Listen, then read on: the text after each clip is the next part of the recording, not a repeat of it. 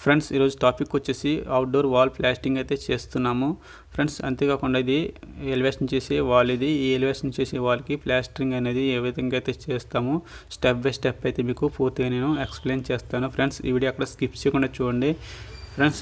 ఈ wall plastering చేసిన తర్వాత మీకు ఎలివేషన్ కూడా చేస్తాను, నెక్స్ట్ వీడియోలో మీకు అప్లోడ్ చేస్తాను. ఇదే వీడియోలో మీకు అప్లోడ్ చేస్తే కొంచెం వీడియో అయితే లెంత్ అవుతుంది కాబట్టి నేను నెక్స్ట్ వీడియోలో అప్లోడ్ చేస్తాను ఫ్రెండ్స్. ప్రస్తుతానికి అయితే ఫ్రెండ్స్ ఈ వీడియో అయితే మీరు చూడండి. ఈ ప్లాస్టింగ్ అయితే అవుట్డోర్లో చేస్తున్నప్పుడు వంపులు లేకుండా ఏ విధంగా చేయాలనేది మీకు ఈ వీడియోలో ఎక్స్ప్లెయిన్ చేస్తాను ఫ్రెండ్స్. మనం వాల్కి ప్లాస్టింగ్ చేసే ముందు అయితే పూర్తిగా అయితే వాటరింగ్ అయితే చేసుకోవాలి. ఇలా వాటరింగ్ చేసుకుంటే గోడ కూడా స్ట్రాంగ్గా ఉంటుంది. తర్వాత మనం ప్లాస్టింగ్ కూడా స్మూత్గా అయితే వస్తుంది ఫ్రెండ్స్. నెక్స్ట్ వచ్చేసరికి ఒండ్రు అయితే పోసుకోవాలి, మొత్తం ఎక్కడ గ్యాప్ అనేది లేకుండా మొత్తం ఒండ్రు అయితే పోసుకోవాలి ఫ్రెండ్స్. ఇలా పోసుకున్న తర్వాత మొత్తం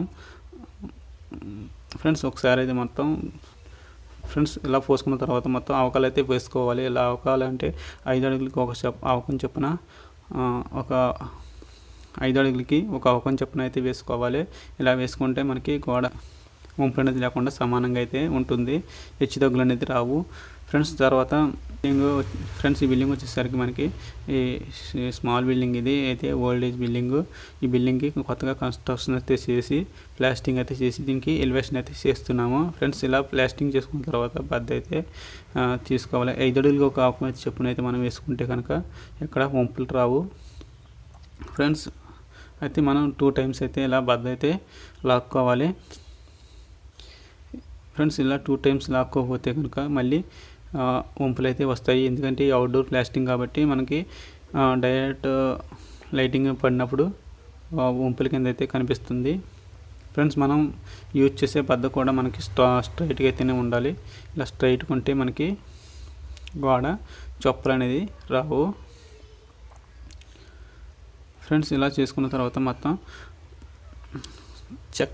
చెక్క తాపితో అయితే మనం శుభ్రంగా ఫ్రెండ్స్ ఇలా చెక్క తాపితో ఎక్కడ హోల్స్ అనేది లేకుండా అయితే మనం చెక్క తాపితో చేసుకోవాలి, ఫినిషింగ్ అయితే చేసుకోవాలి ఫ్రెండ్స్. ఈ ప్లాస్టింగ్ అనేది 3 విధాలుగా అయితే చేస్తారు. ఒకటి డబుల్ స్పాంజీ చేస్తారు, తర్వాత ఒంటరి ఫినిషింగ్ చేస్తారు, తర్వాత నొక్కుడు ప్లాస్టింగ్ అనేది చేస్తారు ఫ్రెండ్స్. మేము ఇది స్మాల్ బిల్డింగ్ అయితే ఎలివేషన్ కూడా పెద్దగా ఏమీ లేదు కాబట్టి మేము స్పాంజ్ అయితే చేసేస్తాము ఫ్రెండ్స్.